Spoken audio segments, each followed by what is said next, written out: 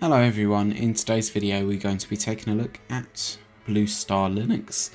This is a Linux distribution that, well obviously, that is based on Arch Linux, and so far I've only been able to boot this into a live CD mode. I haven't actually been able to install this.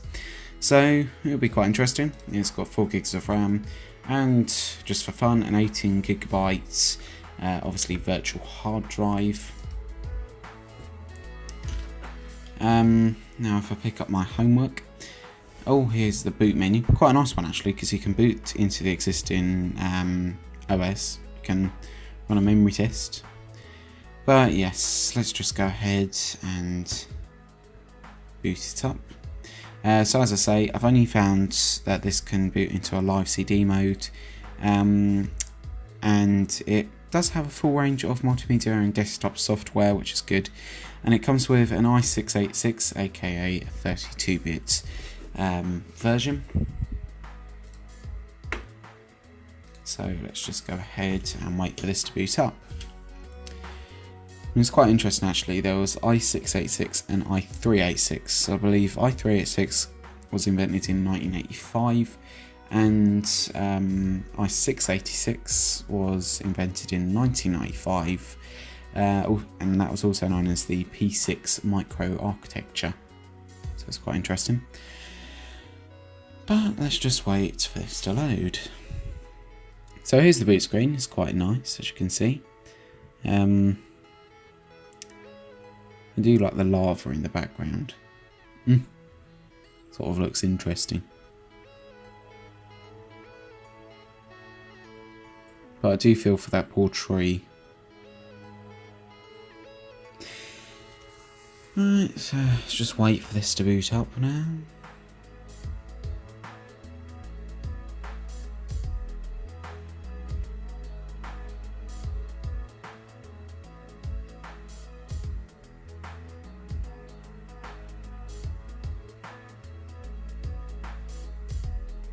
Right, so it has fully booted up now.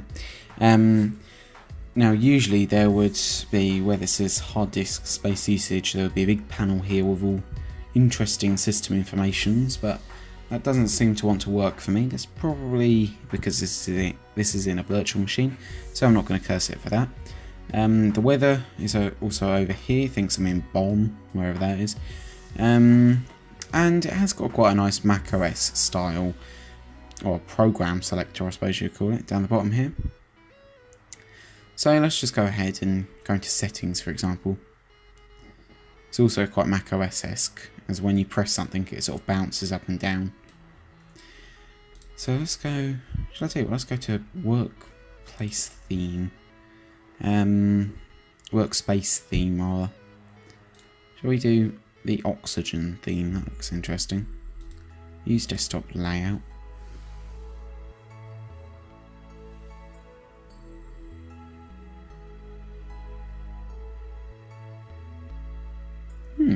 Sort of reminds me of Ubuntu in a way, actually.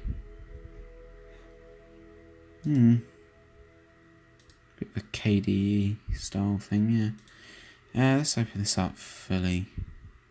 So there are quite a few nice, interesting themes there, really, aren't there? What about that winter one?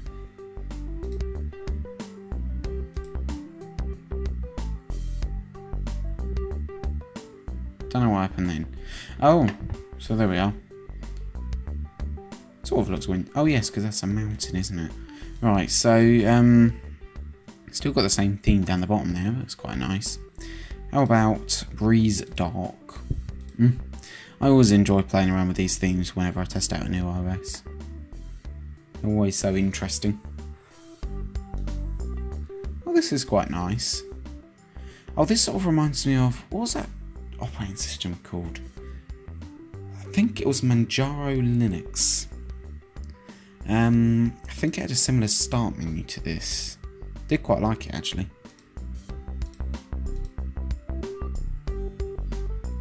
Run command. Oh, run a command. I thought it was like a Windows thing then.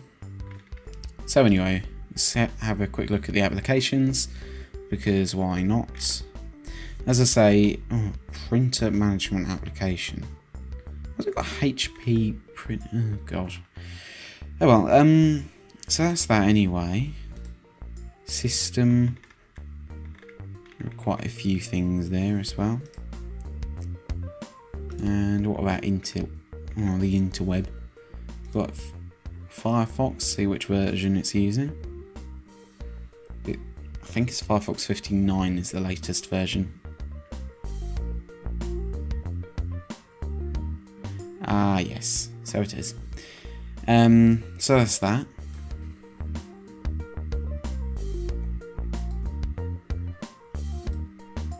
I like how it's got the dark theme and everything.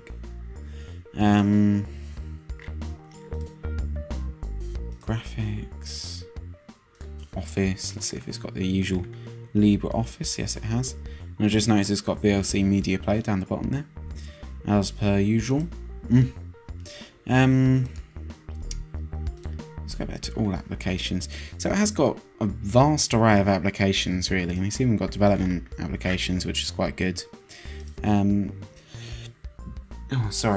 I mean, I do find that rather interesting, and there are quite a few other things as well: colours, fonts, icons. Unfortunately, I couldn't get that. I mean, I was tinkering with this for ages, but I could not get the side bit to work. If I go back onto something else, like this one for example, then you'll see what I mean. The disk usage thing. Yeah, hard disk space usage. I couldn't get that to display a full array of things. One thing I did notice though is it had this bar, which I presume that's a progress bar to indicate how full the hard drive actually is, which is accurate because obviously it's empty. This is running in a live CD mode, I suppose you'd call it. And yeah, so that's that anyway. Let's go back to Breeze Dark because I like that theme. That one sort of reminds me of one of the old XP themes actually. So we're back on this one again, which I quite like. And I don't think there is actually much else I could talk about really. I mean, it's relatively straightforward in the way it's all laid out, and I can imagine this wouldn't, well, you wouldn't need much of a learning curve to obviously understand how the system works. It does seem to be rather usable. I mean, the only thing is it might have an installer mode on a separate ISO file, but this is the only one I could find. What was that website called that I downloaded it from? I can't remember now. But not SourceForge, it was another one. But yes, anyway, so I couldn't find another ISO file to actually install this on a hard disk. I could only find the live CD version, and with Linux virtual machines and running in a live CD environment equals bad. Basically, in my experience it does, and I don't know why, but it just does. That's interesting. But yes, if they had an installer mode, which I could actually install this on something, then I would sort of consider it on my list of OSs which are suitable for everyday use. And this is a good system. It's just that I can't actually install it on a physical hard disk. I can only stick it on a USB drive or in a DVD, for example, because I think the ISO file was 2.6 gigs. So yeah, well, that's basically it for today anyway. I do like this OS. I just hope, if they have got one, then that's fine, but I hope in the future that there is some sort of installer mode for this, for it to go on a hard drive, because I mean I can't see anything really. That's the recycle bin, or trash as they call it in Linux.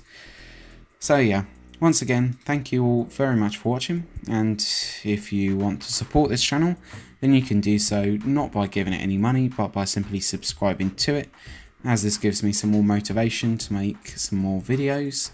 And until the next one, thank you all, and goodbye.